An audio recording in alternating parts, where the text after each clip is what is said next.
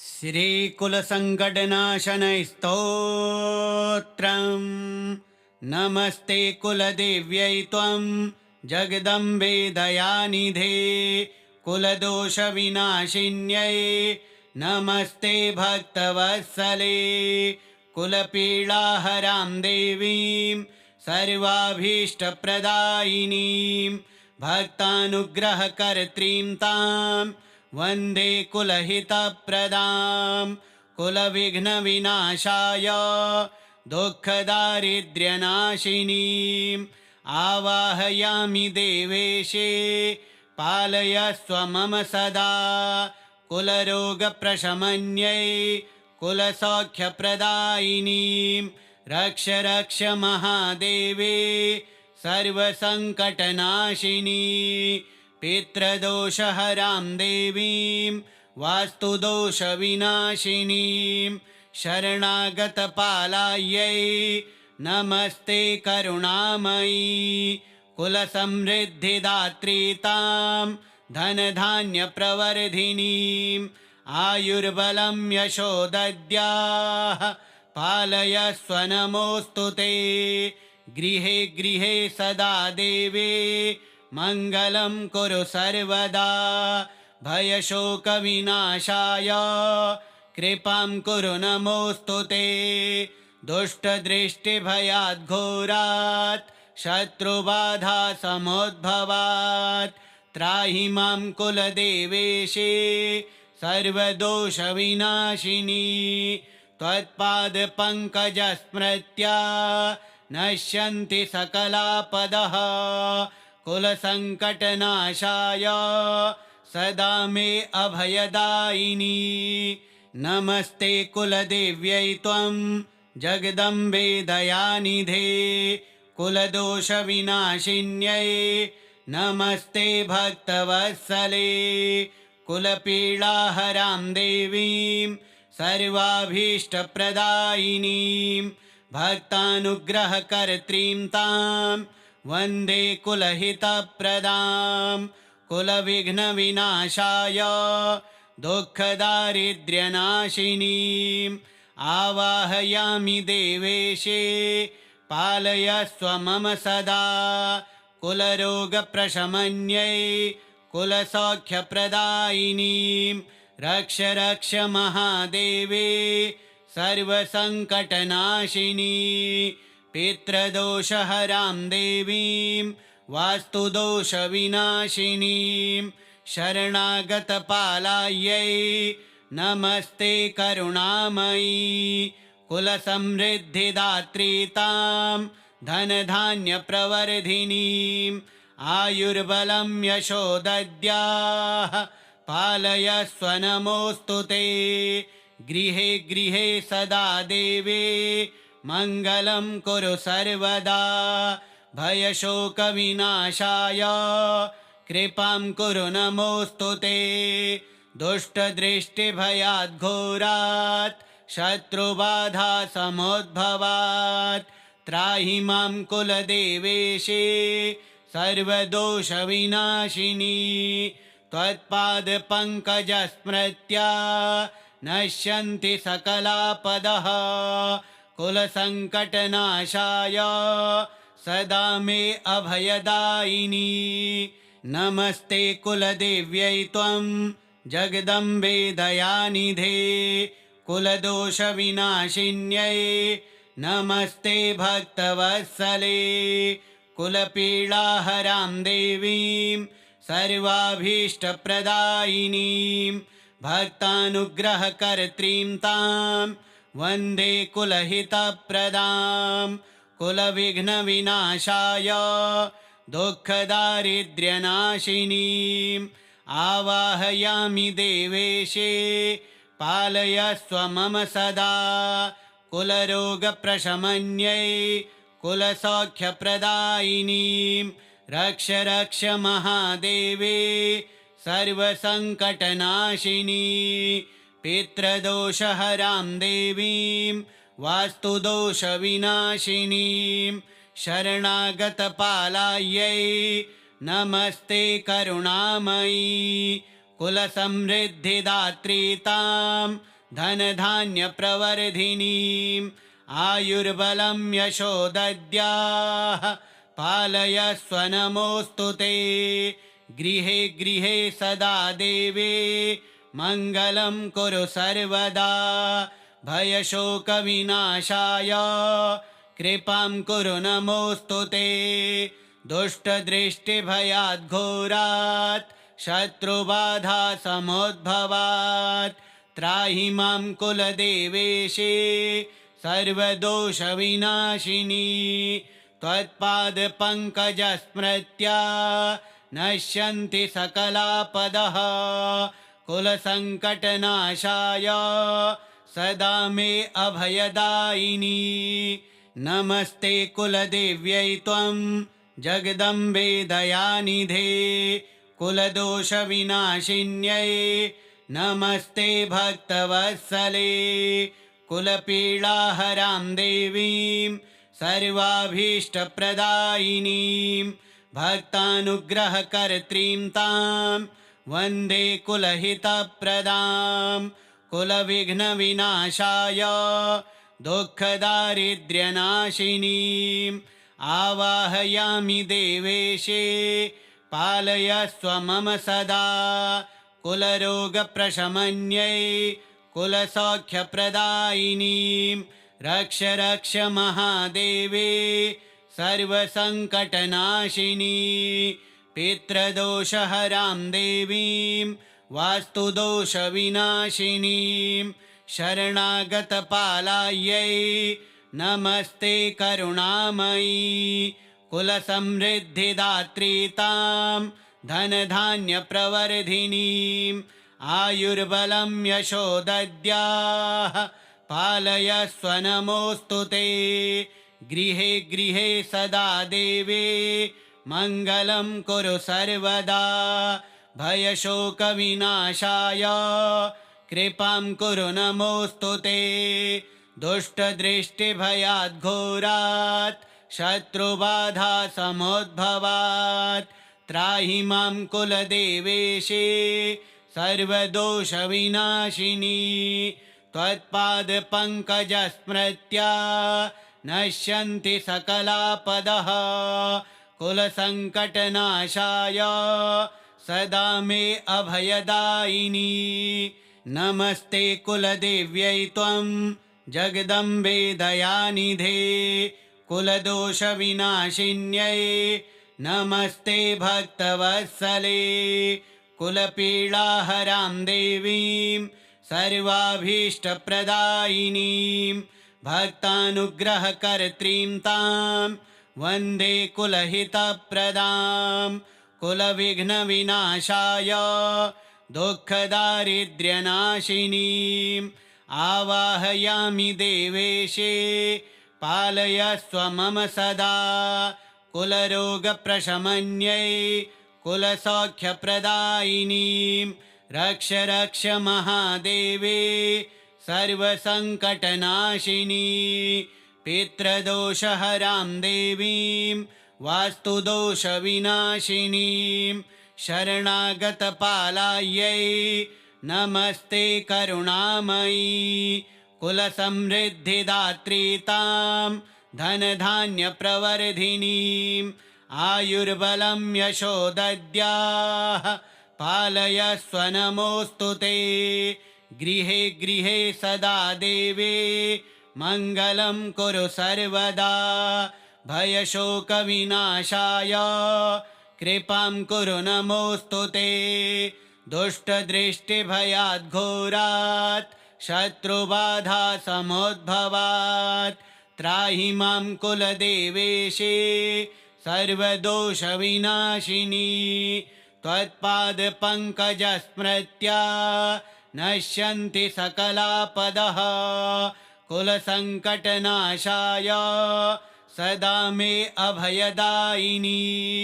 नमस्ते कुलदेव्यै त्वं जगदम्बे दयानिधे कुलदोषविनाशिन्यै नमस्ते भक्तवत्सले। कुलपीडाहरां देवीं सर्वाभीष्टप्रदायिनीं भक्तानुग्रहकर्त्रीं तां वन्दे कुलहितप्रदां कुलविघ्नविनाशाय दुःखदारिद्र्यनाशिनीम् आवाहयामि देवेशे पालयस्व मम सदा कुलरोगप्रशमन्यै कुलसौख्यप्रदायिनीं रक्ष रक्ष महादेवे सर्वसङ्कटनाशिनी पितृदोषहरां देवीं वास्तुदोषविनाशिनीं शरणागतपालायै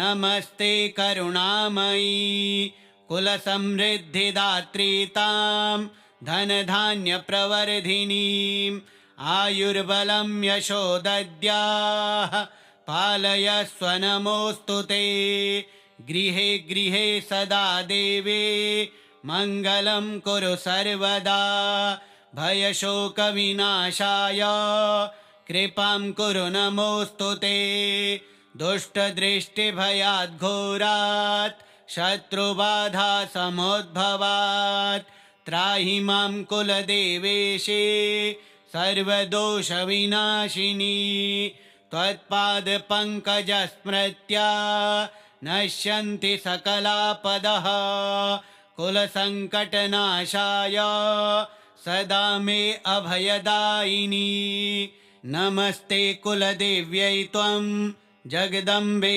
दयानिधे कुलदोषविनाशिन्यै नमस्ते भक्तवत्सले कुलपीडाहरां देवीं सर्वाभीष्टप्रदायिनीं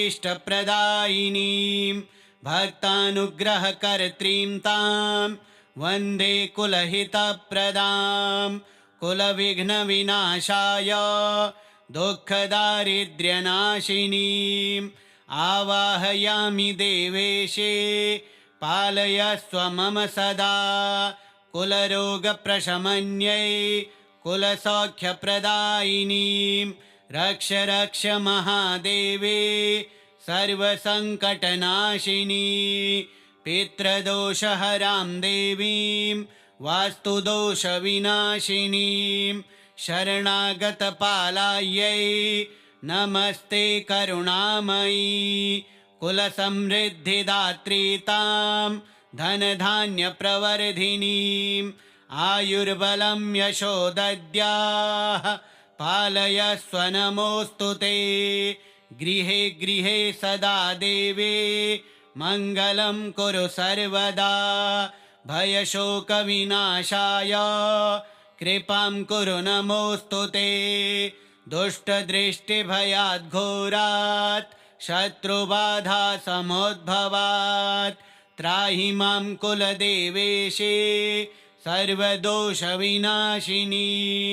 त्वत्पादपङ्कजस्मृत्या नश्यन्ति सकलापदः कुलसङ्कटनाशाय सदा मे अभयदायिनी नमस्ते कुलदेव्यै त्वं जगदम्बे दयानिधे कुलदोषविनाशिन्यै नमस्ते भक्तवत्सले कुलपीडाहरां देवीं सर्वाभीष्टप्रदायिनीं भक्तानुग्रहकर्त्रीं तां वन्दे कुलहितप्रदां कुलविघ्नविनाशाय दुःखदारिद्र्यनाशिनीम् आवाहयामि देवेशे पालयस्व मम सदा कुलरोगप्रशमन्यै कुलसौख्यप्रदायिनीं रक्ष रक्ष महादेवे सर्वसङ्कटनाशिनी पितृदोषहरां देवीं वास्तुदोषविनाशिनीं शरणागतपालायै नमस्ते करुणामयी कुलसमृद्धिदात्री तां धनधान्यप्रवर्धिनीम् आयुर्बलं यशो दद्याः पालयस्व नमोऽस्तु ते गृहे गृहे सदा देवे मङ्गलं कुरु सर्वदा भयशोकविनाशाय कृपां कुरु नमोऽस्तु ते दुष्टदृष्टिभयाद्घोरात् शत्रुबाधा समुद्भवात् त्राहि मां कुलदेवेशे सर्वदोषविनाशिनी त्वत्पादपङ्कजस्मृत्या नश्यन्ति सकलापदः कुलसङ्कटनाशाय सदा मे अभयदायिनी नमस्ते कुलदेव्यै त्वं जगदम्बे दयानिधे कुलदोषविनाशिन्यै नमस्ते भक्तवत्सले कुलपीडाहरां देवीं सर्वाभीष्टप्रदायिनीं भक्तानुग्रहकर्त्रीं तां वन्दे कुलहितप्रदां कुलविघ्नविनाशाय दुःखदारिद्र्यनाशिनीम् आवाहयामि देवेशे पालयस्व मम सदा कुलरोगप्रशमन्यै कुलसौख्यप्रदायिनीं रक्ष रक्ष महादेवे सर्वसङ्कटनाशिनी पितृदोषहरां देवीं वास्तुदोषविनाशिनीं शरणागतपालायै नमस्ते करुणामयी कुलसमृद्धिदात्री तां धनधान्यप्रवर्धिनीम् आयुर्बलं यशो दद्याः पालयस्व नमोऽस्तु ते गृहे गृहे सदा देवे मङ्गलं कुरु सर्वदा भयशोकविनाशाय कृपां कुरु नमोऽस्तु ते दुष्टदृष्टिभयाद्घोरात् शत्रुबाधा समुद्भवात् त्राहि मां कुलदेवेशे सर्वदोषविनाशिनी त्वत्पादपङ्कजस्मृत्या नश्यन्ति सकलापदः कुलसङ्कटनाशाय सदा मे अभयदायिनी नमस्ते कुलदेव्यै त्वं जगदम्बे दयानिधे कुलदोषविनाशिन्यै नमस्ते भक्तवत्सले कुलपीडाहरां देवीं सर्वाभीष्टप्रदायिनीं भक्तानुग्रहकर्त्रीं तां वन्दे कुलहितप्रदां कुलविघ्नविनाशाय दुःखदारिद्र्यनाशिनीम् आवाहयामि देवेशे पालयस्व मम सदा कुलरोगप्रशमन्यै कुलसौख्यप्रदायिनीं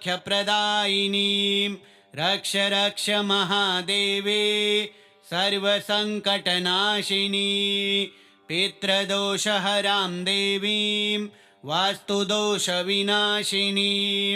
शरणागतपालायै नमस्ते करुणामयी कुलसमृद्धिदात्री तां धनधान्यप्रवर्धिनीम् आयुर्बलं यशो दद्याः पालयस्व नमोऽस्तु ते गृहे गृहे सदा देवे मङ्गलं कुरु सर्वदा भयशोकविनाशाय कृपां कुरु नमोऽस्तु ते दुष्टदृष्टिभयाद्घोरात् शत्रुबाधा समुद्भवात् त्राहि मां कुलदेवेशे सर्वदोषविनाशिनी त्वत्पादपङ्कजस्मृत्या नश्यन्ति सकलापदः कुलसङ्कटनाशाय सदा मे अभयदायिनी नमस्ते कुलदेव्यै त्वं जगदम्बे दयानिधे कुलदोषविनाशिन्यै नमस्ते भक्तवत्सले कुलपीडाहरां देवीं सर्वाभीष्टप्रदायिनीं भक्तानुग्रहकर्त्रीं तां वन्दे कुलहितप्रदां कुलविघ्नविनाशाय दुःखदारिद्र्यनाशिनीम् आवाहयामि देवेशे पालयस्व मम सदा कुलरोगप्रशमन्यै कुलसौख्यप्रदायिनीं रक्ष रक्ष महादेवे सर्वसङ्कटनाशिनी पितृदोषहरां देवीं वास्तुदोषविनाशिनीं शरणागतपालायै नमस्ते करुणामयी कुलसमृद्धिदात्री तां धनधान्यप्रवर्धिनीम् आयुर्बलं यशो दद्याः पालयस्व नमोऽस्तु ते गृहे गृहे सदा देवे मङ्गलं कुरु सर्वदा भयशोकविनाशाय कृपां कुरु नमोऽस्तु ते दुष्टदृष्टिभयाद्घोरात् शत्रुबाधासमुद्भवात् त्राहि मां कुलदेवेशे सर्वदोषविनाशिनी त्वत्पादपङ्कजस्मृत्या नश्यन्ति सकलापदः कुलसङ्कटनाशाय सदा मे अभयदायिनी नमस्ते कुलदेव्यै त्वं जगदम्बे दयानिधे कुलदोषविनाशिन्यै नमस्ते भक्तवत्सले कुलपीडाहरां देवीं सर्वाभीष्टप्रदायिनीं भक्तानुग्रहकर्त्रीं तां वन्दे कुलहितप्रदां कुलविघ्नविनाशाय दुःखदारिद्र्यनाशिनीम् आवाहयामि देवेशे पालयस्व मम सदा कुलरोगप्रशमन्यै कुलसौख्यप्रदायिनीं रक्ष रक्ष महादेवे सर्वसङ्कटनाशिनी पितृदोषहरां देवीं वास्तुदोषविनाशिनीं शरणागतपालायै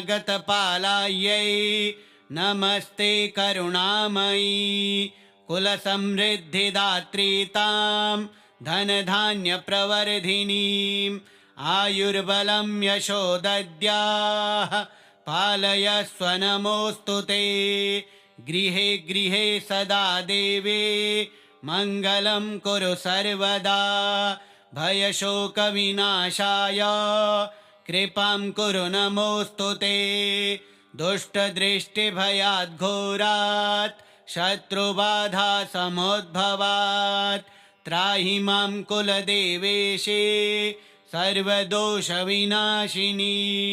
त्वत्पादपङ्कजस्मृत्या नश्यन्ति सकलापदः कुलसङ्कटनाशाय सदा मे अभयदायिनी नमस्ते कुलदेव्यै त्वं जगदम्बे दयानिधे कुलदोषविनाशिन्यै नमस्ते भक्तवत्सले कुलपीडाहरां देवीं सर्वाभीष्टप्रदायिनीं भक्तानुग्रहकर्त्रीं तां वन्दे कुलहितप्रदां कुलविघ्नविनाशाय दुःखदारिद्र्यनाशिनीम् आवाहयामि देवेशे पालयस्व मम सदा कुलरोगप्रशमन्यै कुलसौख्यप्रदायिनीं रक्ष रक्ष महादेवे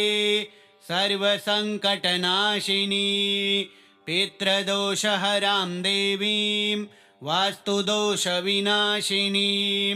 शरणागतपालायै नमस्ते करुणामयी कुलसमृद्धिदात्री तां धनधान्यप्रवर्धिनीम् आयुर्बलं यशो दद्याः पालयस्व नमोऽस्तु ते गृहे गृहे सदा देवे मङ्गलं कुरु सर्वदा भयशोकविनाशाय कृपां कुरु नमोऽस्तु ते दुष्टदृष्टिभयाद्घोरात् शत्रुबाधासमुद्भवात् त्राहि मां कुलदेवेशे सर्वदोषविनाशिनी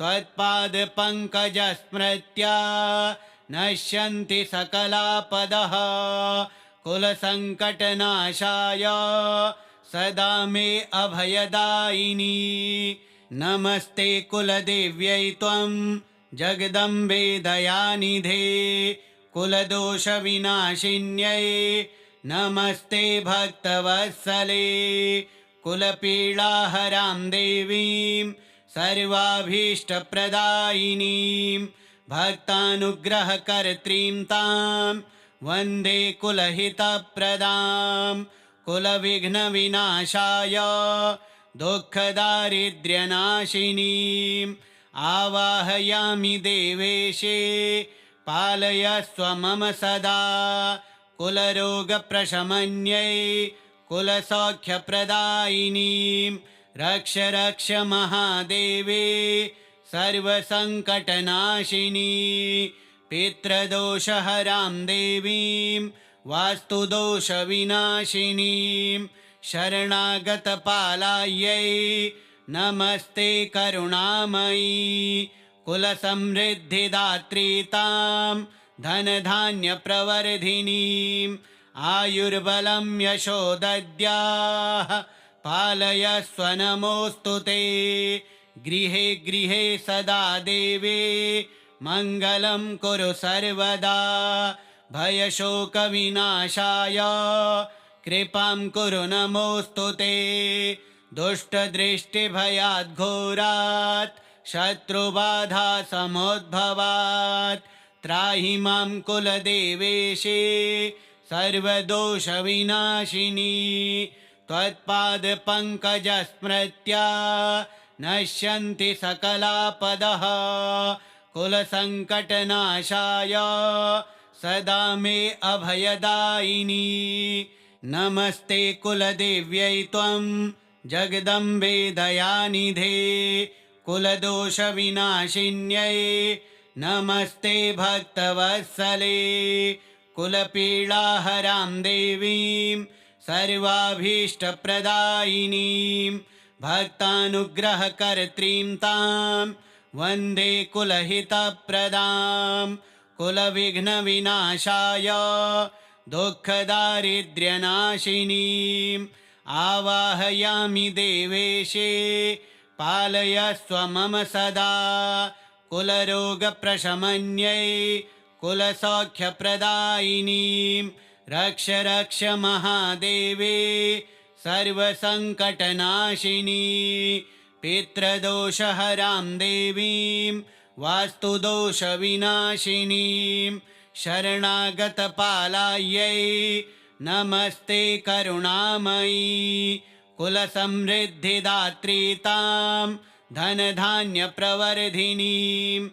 आयुर्बलं यशो दद्याः पालयस्व नमोऽस्तु ते गृहे गृहे सदा देवे मङ्गलं कुरु सर्वदा भयशोकविनाशाय कृपां कुरु नमोऽस्तु ते दुष्टदृष्टिभयाद्घोरात् शत्रुबाधासमुद्भवात् त्राहि मां कुलदेवेशे सर्वदोषविनाशिनी त्वत्पादपङ्कजस्मृत्या नश्यन्ति सकलापदः कुलसङ्कटनाशाय सदा मे अभयदायिनी नमस्ते कुलदेव्यै त्वं जगदम्बे दयानिधे कुलदोषविनाशिन्यै नमस्ते भक्तवत्सले कुलपीडाहरां देवीं सर्वाभीष्टप्रदायिनीं भक्तानुग्रहकर्त्रीं तां वन्दे कुलहितप्रदां कुलविघ्नविनाशाय दुःखदारिद्र्यनाशिनीम् आवाहयामि देवेशे पालयस्व मम सदा कुलरोगप्रशमन्यै कुलसौख्यप्रदायिनीं रक्ष रक्ष महादेवे सर्वसङ्कटनाशिनी पितृदोषहरां देवीं वास्तुदोषविनाशिनीं शरणागतपालायै नमस्ते करुणामयी कुलसमृद्धिदात्री तां धनधान्यप्रवर्धिनीं आयुर्बलं यशोदद्याः पालयस्व नमोऽस्तु ते। गृहे गृहे सदा देवे मङ्गलं कुरु सर्वदा। भयशोकविनाशाय कृपां कुरु नमोऽस्तु ते। दुष्टदृष्टिभयाद्घोरात् शत्रुबाधासमुद्भवात् त्राहि मां कुलदेवेशे सर्वदोषविनाशिनी। त्वत्पादपङ्कजस्मृत्या नश्यन्ति सकलापदः। कुलसङ्कटनाशाय सदा मे अभयदायिनी। नमस्ते कुलदेव्यै त्वं जगदम्बे दयानिधे। कुलदोषविनाशिन्यै नमस्ते भक्तवत्सले। कुलपीडाहरां देवीं सर्वाभीष्टप्रदायिनीं भक्तानुग्रहकर्त्रीं तां वन्दे कुलहितप्रदां। कुलविघ्नविनाशाय दुःखदारिद्र्यनाशिनीम् आवाहयामि देवेशे पालयस्व मम सदा। कुलरोगप्रशमन्यै कुलसौख्यप्रदायिनीं रक्ष रक्ष महादेवे सर्वसङ्कटनाशिनी। पितृदोषहरां देवीं वास्तुदोषविनाशिनीं शरणागतपालायै नमस्ते करुणामयी। कुलसमृद्धिदात्री तां धनधान्यप्रवर्धिनीं आयुर्बलं यशोदद्याः पालयस्व नमोऽस्तु ते। गृहे गृहे सदा देवे मङ्गलं कुरु सर्वदा। भयशोकविनाशाय कृपां कुरु नमोऽस्तु ते। दुष्टदृष्टिभयाद्घोरात् शत्रुबाधासमुद्भवात् त्राहि मां कुलदेवेशे सर्वदोषविनाशिनी। त्वत्पादपङ्कजस्मृत्या नश्यन्ति सकलापदः। कुलसङ्कटनाशाय सदा मे अभयदायिनी। नमस्ते कुलदेव्यै त्वं जगदम्बे दयानिधे। कुलदोषविनाशिन्यै नमस्ते भक्तवत्सले। कुलपीडाहरां देवीं सर्वाभीष्टप्रदायिनीं भक्तानुग्रहकर्त्रीं तां वन्दे कुलहितप्रदां। कुलविघ्नविनाशाय दुःखदारिद्र्यनाशिनीम् आवाहयामि देवेशे पालयस्व मम सदा। कुलरोगप्रशमन्यै कुलसौख्यप्रदायिनीं रक्ष रक्ष महादेवे सर्वसङ्कटनाशिनी। पितृदोषहरां देवीं वास्तुदोषविनाशिनीं शरणागतपालायै नमस्ते करुणामयी। कुलसमृद्धिदात्री तां धनधान्यप्रवर्धिनीं आयुर्बलं यशोदद्याः पालयस्व नमोऽस्तु ते। गृहे गृहे सदा देवे मङ्गलं कुरु सर्वदा। भयशोकविनाशाय कृपां कुरु नमोऽस्तु ते। दुष्टदृष्टिभयाद्घोरात् शत्रुबाधासमुद्भवात् त्राहि मां कुलदेवेशे सर्वदोषविनाशिनी। त्वत्पादपङ्कजस्मृत्या नश्यन्ति सकलापदः। कुलसङ्कटनाशाय सदा मे अभयदायिनी। नमस्ते कुलदेव्यै त्वं जगदम्बे दयानिधे। कुलदोषविनाशिन्यै नमस्ते भक्तवत्सले। कुलपीडाहरां देवीं सर्वाभीष्टप्रदायिनीं भक्तानुग्रहकर्त्रीं तां वन्दे कुलहितप्रदां कुलविघ्नविनाशाय दुःखदारिद्र्यनाशिनीम् आवाहयामि देवेशे पालयस्व मम सदा कुलरोगप्रशमन्यै कुलसौख्यप्रदायिनीं रक्ष रक्ष महादेवे सर्वसङ्कटनाशिनी पितृदोषहरां देवीं वास्तुदोषविनाशिनीं शरणागतपालायै नमस्ते करुणामयी कुलसमृद्धिदात्री तां धनधान्यप्रवर्धिनीं आयुर्बलं यशोदद्याः पालयस्व नमोऽस्तु ते गृहे गृहे सदा देवे मङ्गलं कुरु सर्वदा भयशोकविनाशाय कृपां कुरु नमोऽस्तु ते दुष्टदृष्टिभयाद्घोरात् शत्रुबाधासमुद्भवात् त्राहि मां कुलदेवेशे सर्वदोषविनाशिनी त्वत्पादपङ्कजस्मृत्या नश्यन्ति सकलापदः कुलसङ्कटनाशाय सदा मे अभयदायिनी नमस्ते कुलदेव्यै त्वं जगदम्बे दयानिधे कुलदोषविनाशिन्यै नमस्ते भक्तवत्सले कुलपीडाहरां देवीं सर्वाभीष्टप्रदायिनीं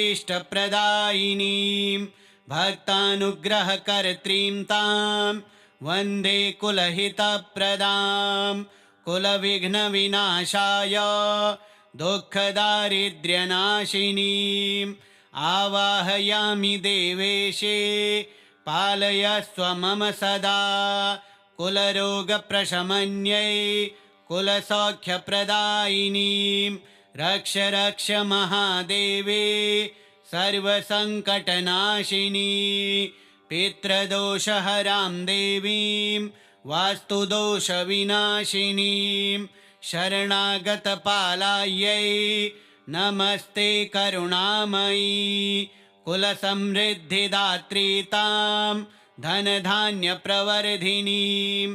आयुर्बलं यशोदद्याः पालयस्व नमोऽस्तु ते गृहे गृहे सदा देवे मङ्गलं कुरु सर्वदा भयशोकविनाशाय कृपां कुरु नमोऽस्तु ते दुष्टदृष्टिभयाद्घोरात् शत्रुबाधासमुद्भवात् त्राहि मां कुलदेवेशे सर्वदोषविनाशिनी